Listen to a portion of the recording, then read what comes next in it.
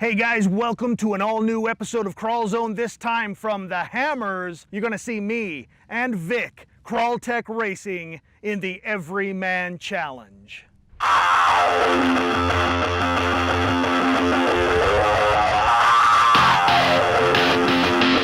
KrawlZone!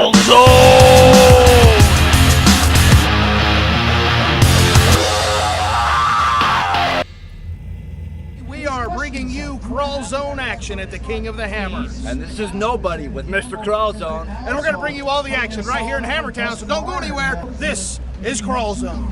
You have to do that again. Awesome, guys. Stay tuned. This is KrawlZone.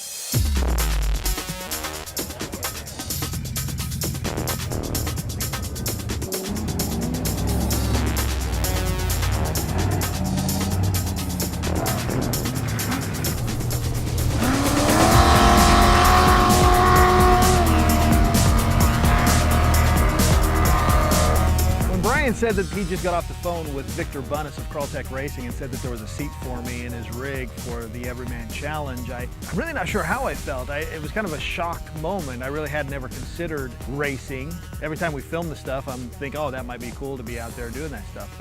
But the thought had never really occurred to me that that could happen. So there was a moment of disbelief, I guess. But then as it sank in, I just got this chill of excitement of like, how cool would that be to not only be racing, but out here at the Hammers, to be in the Everyman Challenge, to tackle one of the hardest courses possibly in the world.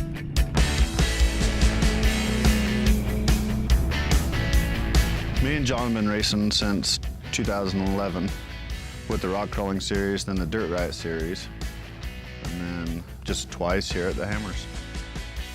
When we was in Colorado, we hit a bump a little too hard and decided that was probably not so good for him. And so we switched John out of the car and got a new co-pilot, Nathan Riddle. Brian called me. First thing I think of is what a cool video this is gonna make if I'm racing in Hammers. Then the realization hits, I've never raced. I don't know how to do this. I've seen it, I've filmed it, I've been there at a lot of great events, but I've never raced. And so then a little bit of the nerves started setting in, but I'm like, I've got months, I'll figure it out.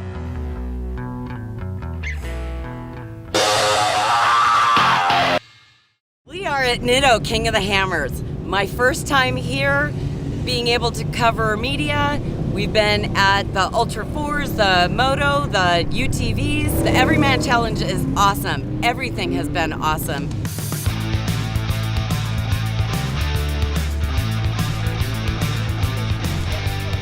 Oh. Oh, you better hurry. Yeah. Thank you. Thank you very much. We're pretty proud of it. Thank you. I would be. Yeah. So you just got done racing yesterday, Yeah. third overall Yeah. in stock class. Yeah. Freaking amazing. It's pretty freaking amazing. It really is. I mean, a stock class has never taken an overall podium. No, well, a stock class hardly ever even finishes. Yeah. Nonetheless, podiums. We actually raced. Mr. KrawlZone got to ride side saddle in a race 2 years ago. Yeah. And no cars finished. And the year before that, no cars finished. And then you come in and take third overall in the race. Yeah. It was a really great day. I mean, I think our biggest accomplishment was passing 80 cars in the first lap before we even got to any of the stock bypasses. So that means a lot on crazy. how well the car was built. Savvy did a really great job in building the car and Fox shocks, tuning them. Like, that's one of the biggest things that I think people really forget. I mean, even though you're in a stock class, you still have to tune. Absolutely. Yeah, Absolutely. It's a big deal. And I think because of that, the car just floated. You're racing the very next day and you're going for the big show. Yes. What are your thoughts? Well, we had a pretty tough qualifying round. I rolled in the qualifying course, so we, in a sense, DNF. So we're starting in the back of the pack. But we started 117th yesterday. Right. Today we're 89th, so I'm going to have the silver lining on that one. There you and in go. fact, this exact same car did the same thing 3 years ago with Randy Slauson behind the wheel, started in the back of the pack and took the crown. So I'm just going to channel my inner Randy Slauson. And I'm going to try to do everything I can to pass as many people as we can before we even get to the rocks. And then once we get to the rocks, just keep it clean. Because there's a lot of good cars and a lot of good people. My biggest worry is everybody in front of me. Everybody in front of me. I mean, there's a lot of really great drivers out there. There really a are. A lot of really great drivers. This class is some of the best of the best. But, you know, those top 20 drivers, those are the guys that I'm always looking out for. Those are the And guys. I'm considered to be a top 20 driver. Right. I finished 12th Yeah. place last year in the unlimited class, and I think that it's going to be one of those things that once I get to the front of the pack, then it's going to start getting really interesting. You know this course is hard. I mean, This is my so 9th KOH. yeah, so it's Yeah. nothing new to you. No. So I mean, you're right in there with that group of you've got seat time on the hammers. Yes. You've done this in a stock car already. Stock just car, the day before. spec car, stock modified car, Yeah. and on the unlimited class. So I mean, you're right in there Yeah. with the people that we're watching, going, Yeah. who's gonna take the crown?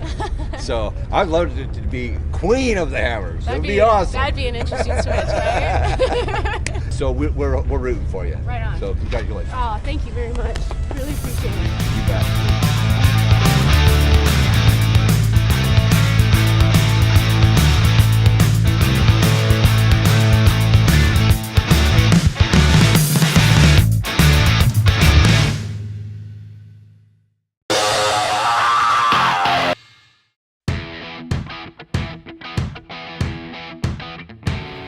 We started with a 95 Grand Cherokee because there are coil springs in the rear. Pretty easy to go faster in the desert because it's not leaf springs. And then during 2013, we built it so we could race at the Everyman Challenge. We had to build a new cage in it, lighten it up quite a bit. For this year, we put a new fuel cell in, moved all the fuel system to the rear. We put in the batteries in the back to help weight the back instead of the front.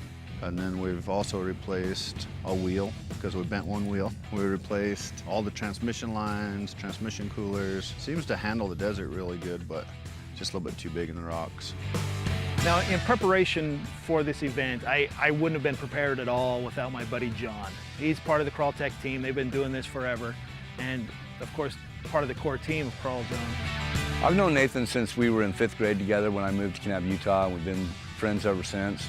About the same time that Victor and I decided to start racing, Nathan, myself, and his brother Brian, who does all of our editing and does a lot of our camera work, kind of got together and decided we wanted to form KrawlZone.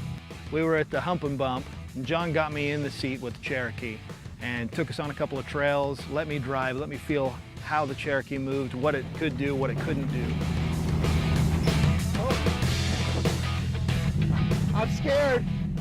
I'm so scared. I'm crying, dude. Yeah. I can't roll this. Nick will be so mad.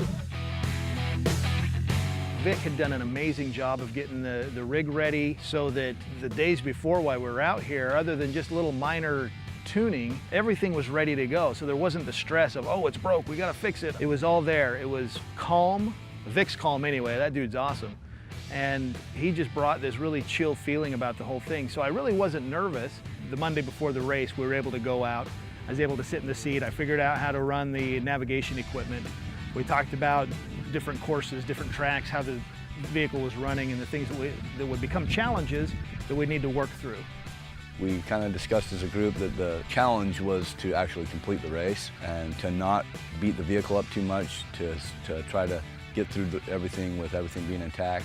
Things were working good, hammering down, and then it was race day.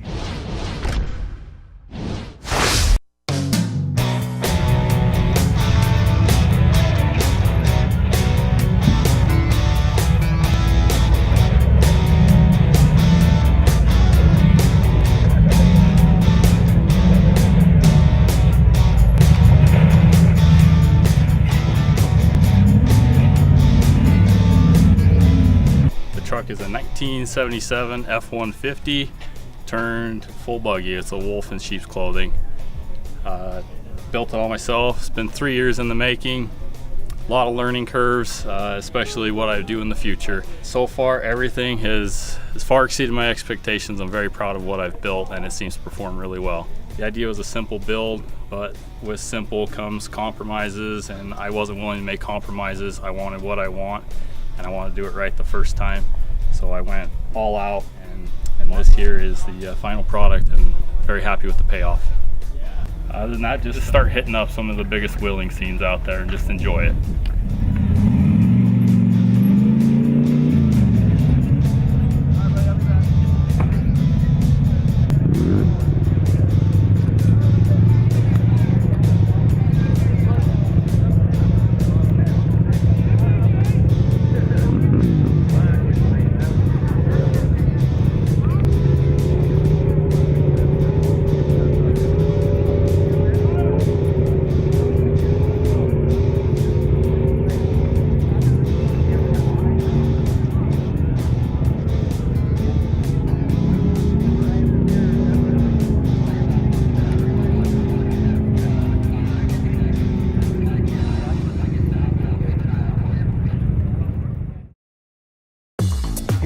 KrawlTech Racing.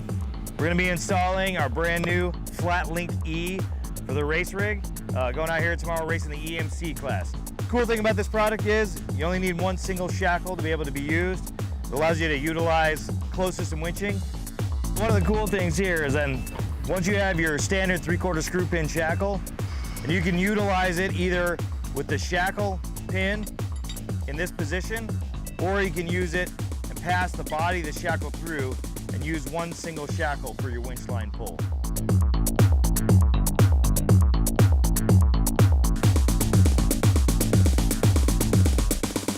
Installed, ready to go.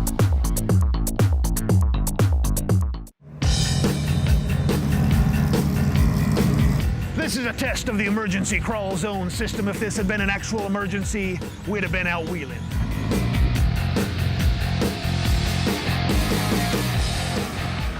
All right, me and Brian are trucking around Hammertown in the golf cart.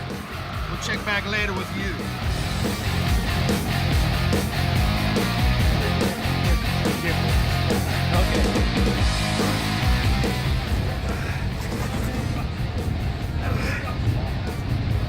All right, so I'm working out, getting ready for Thursday's race. What is this anyway? Oh, it's TMR's new high steer arm. It's a weight.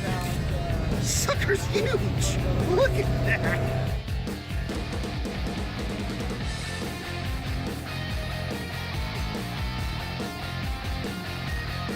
I better do the underarm now.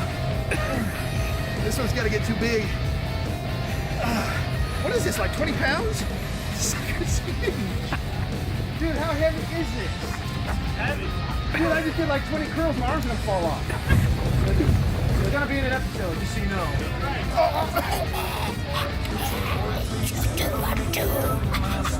We're wandering the streets of Hammertown and came across this sweet little Willys build. Let's go see if Travis will tell us a little bit about it. Hi, I'm Travis Highmaster. I'm here with Highmaster Metalworks. This is 1946 Willys that we built.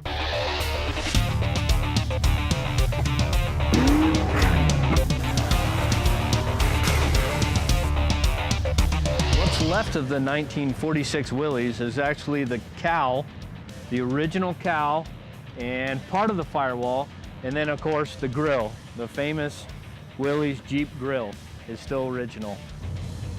I went with a 60 free link in the front and 14 bolt 4 link in the rear. I was lucky enough to find somebody who already had a truck that they pulled off military axles from, and so the rear already had the Detroit locker in it, and the 60 was open. So I ended up welding the 60 up. For a while I ran it that way, and when I could afford it, we ended up putting the Detroit up front. I run slugs because I had problems with breaking the hubs, so I just run some $200 slugs, and they work great. I really liked watching the Alaska off-roaders, and I wanted a big bumper, kind of something unique, so that's why we built this bumper. It's fun. I smash into stuff with it. I love having a big front bumper. Moving around, we just went with the standard 3-link, nothing special. All the suspension was fabricated in our shop. We use Curry Johnny joints that really helps soak up the little bumps, rod ends for steering. We did recently upgrade to the Fox bump stops. I love having those bump stops, and the Fox 2.5s. These things, they just work great for me. So these tires right here, these have been with me for 5 years. I have not had a problem with these tires. I try and do the extreme trails. I try and beat this thing around as much rocks as I can, and these tires have held up really well. Of course, I go with the Raceline wheels. They're a great product. This hood, my brother made this hood. Pretty special to me. It's not perfect. It needs some work. You know, we went with the fenders and built into the hood, and they flare up a little bit, but this hood is real special to me. We did incorporate a cowl with it because the motor that we put in here is a 383 stroker. We moved it up a little bit higher to get the clearance of the drivetrain and the front axle, so it needed a little bit more room for the air filter setup.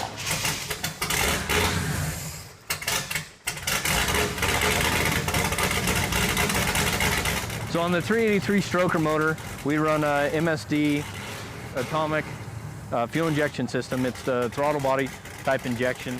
Has worked really well. I ran some other ones in the past, but this one has not given me any problems. Once I started the vehicle, started running it, I set a couple parameters, and I was off down the road having fun playing in the rocks.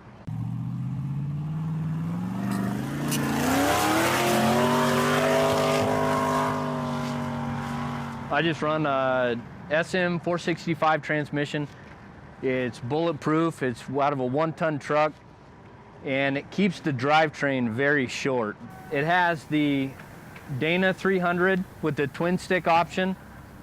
I run approximately at the flywheel probably 400, 450 horsepower, and I have not had a problem with this Dana 300. It really does serve me well. I love the twin stick, so I can steer the front end around on the trail, in the rock sections, and then pop the rear back in to get that drive to go up and over the rocks, the position that I want to go in. This side right here is a 4x8 sheet. We just cut it off the plasma and then rolled it to fit. And so it goes all the way to the end of the vehicle. And we were able to just have a really clean body panel out of 1/8" mild steel. So if I bash into rocks, I don't have to worry about it denting in or damaging the vehicle at all. This rock slider right here was a little bit overkill, but I didn't want to dent it or beat it up. This right here is 250 wall DOM. So we were able to bend it at the shop. It was kind of scary bending it on the bender. It didn't like it too much, but we did it. And then of course we got the Highmaster Metalworks cut into the rocker slider, and we did it all in-house. And we get towards the back, and we have a bench seat back here that fits perfectly with the 4-link, and of course the car seats. The car seats were number one. The reason I got to build all this is so that they fit. That about does it. Thanks for the interest. Thanks for watching this old 1946 Willys. It's a fun project. It's a great build, and I love driving it around. Thank you, guys. Pandora was a very special part of our lives. She actually got us into the Jeeping community. We got to meet a lot of new people, got into the industry because we bought this Jeep that we called Pandora. We built her up last year, spent a lot of time, a lot of years and just effort getting her put together, and one day she decided she was done and she went up in smoke, and we had to rebuild. We had to start over, and we got the awesome opportunity to buy Phoenix off of a friend who built her very well. Honestly, it was very, very tough. We didn't know how we were going to get through that. We were looking forward to opening the new shop, and it was a setback for a little while, but we did overcome, and I think we actually came out stronger and a little bit further ahead from the experience.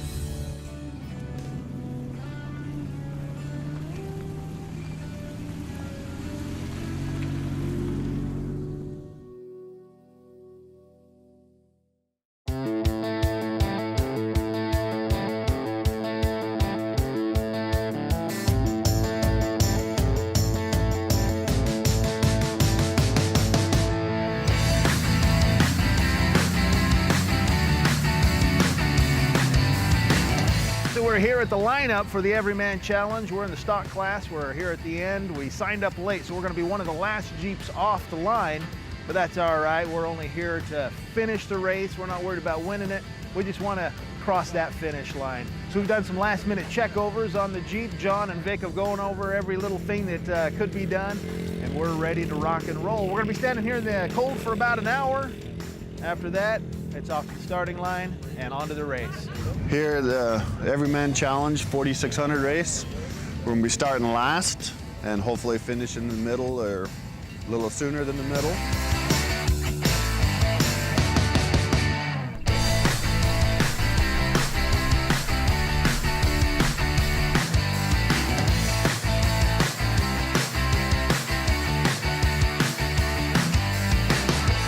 my first race. I don't know how it's going to go down. So yeah. Well, you got to go a little easier than you might think. You can't go full on the whole way because there's a lot of sections where the whoops are smooth and you get a rhythm, and then all of a sudden there's 4 deeper ones. And it just throws you for a loop, right? Beat you. So just, you know, look out a little farther ahead of you. You're going from as wide open as you can get to 25 miles an hour to as wide open as you can get, and it happens transitions a bunch of times. So just look out for that and watch your ass. I appreciate that. Don't break that shit. I know, right? When you pull up to the start line and you realize and you're really going to take off in this race and go, I think the adrenaline starts going. You start thinking, okay, I got to be careful with the gas pedal because I'm going to tear the car apart. And you're just trying to keep calm enough to where you don't drive it to destroy the car. We are the underdog team. We are position 19 out of 20, so we're in the back of the line. We get there, we get hunkered up, there's excitement, there's chill in the air, we're idling down the thing, we're getting ready, and then Vic looks over and he says, "Do you have your crotch strap on?" And I'm like, "You got one of those?" And I'm like, "No," and John's like, "You don't?" And I'm like, "No, don't worry about it." And he's like, "No, no, no." And he comes over. John busts open the door. We're like 2 cars away from the starting line, getting ready to take off. And John unhooks everything and hooks me up right and looks at my helmet and says, "That's a mess," and makes sure everything's ready and buckles me back up just in time for us to roll out through the start line.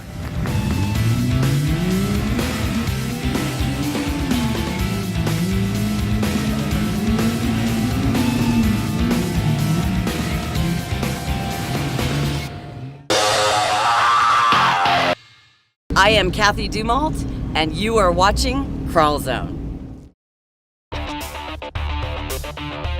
So after taking off, we're along the race course, and I'm watching the little pink line and making sure that the little triangle stayed in the right place, and we were off through the desert, and we got that bugger up to 85 miles an hour or something and just across the desert. Got some rocks, and I'm looking for whoops, and we're kind of pounding along. And I was surprised how many vehicles we saw already broken down within the first 10, 20 miles. There was vehicles off the side of the road. So that was pretty exciting, to passing through everybody right away. They went through pit 1 without anything. That's out on the course. So we went over to the start pit and we waited for quite a while. We finally heard Mr. KrawlZone, Nathan, come across the radio, telling us where they were. We got pretty excited, had everything ready, fuel sitting out, tarps to keep any kind of fuels or damage from the land out.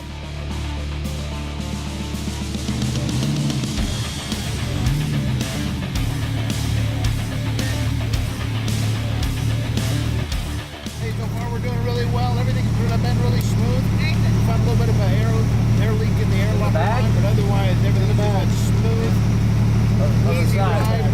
A little bouncy, but that's what I expect.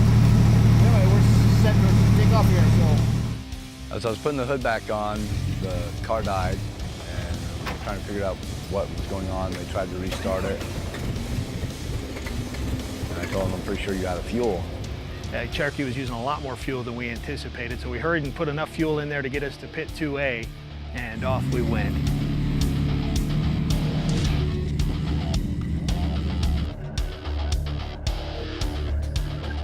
They actually beat us to pit 2A, the remote pit, and so we were really, as a group, we were really pretty excited about that. They beat us probably by about 4 or 5 minutes. We need to get some fuel on the vehicle because we ran out of fuel at the last pit, so we grabbed extra fuel back at camp, brought it out. Their locker line was leaking before. It's not leaking, but we gave them extra air line for their locker, for the ARB on the front. They took that with them, checked the tranny's not leaking anymore. I believe it was just some overflow coming out from being overfilled. So we're looking good and they're back on the trail.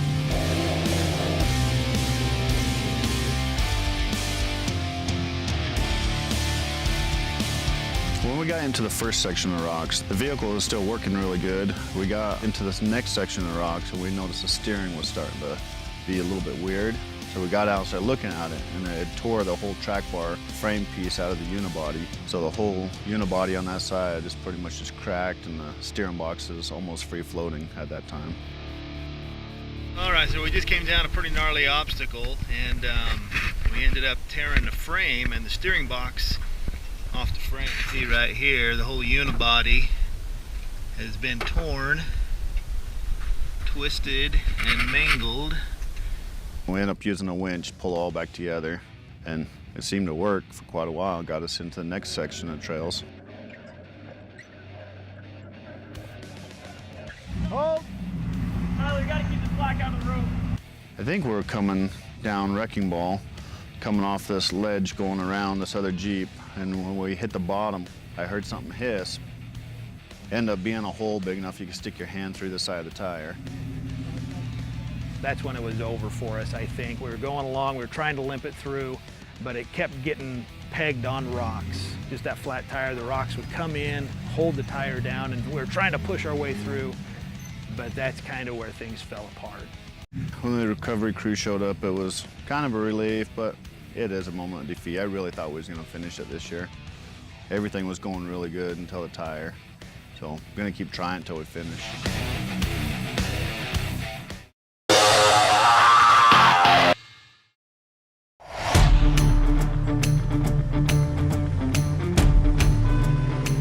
This race is the king of all races. This race was originally founded by some guys who were having a little argument over whether or not desert racing was harder or rock crawling was harder, and both of them were kind of saying, well, you guys don't have to do nothing, you just have to go fast in the desert, and the rock crawling guys are going, it's easy to go fast in the desert, but climbing up rocks is a whole different story. And so they said, you know what, we're gonna make a race where it incorporates both.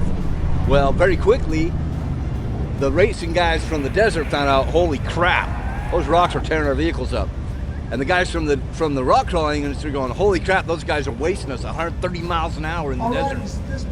So a whole new breed of car had to be built just for the King of the Hammers.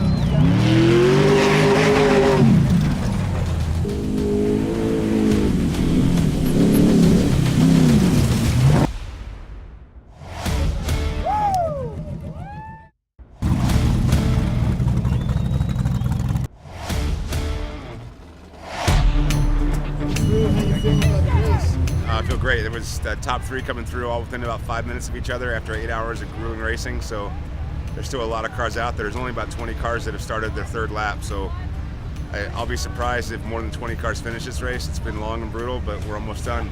Another one in the books. Woo!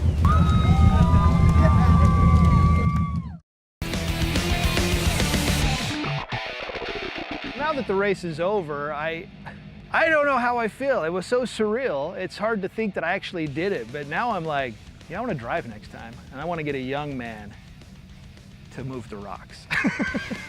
It was a thrill. It was a ball. I had a great time out here. Vic was awesome. The team was awesome.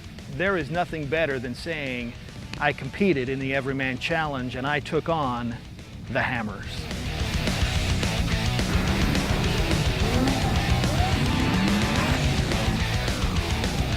Thank you for joining us for another adrenaline-filled episode of KrawlZone. Now, this is Mr. KrawlZone reminding you, don't just live life, live epic.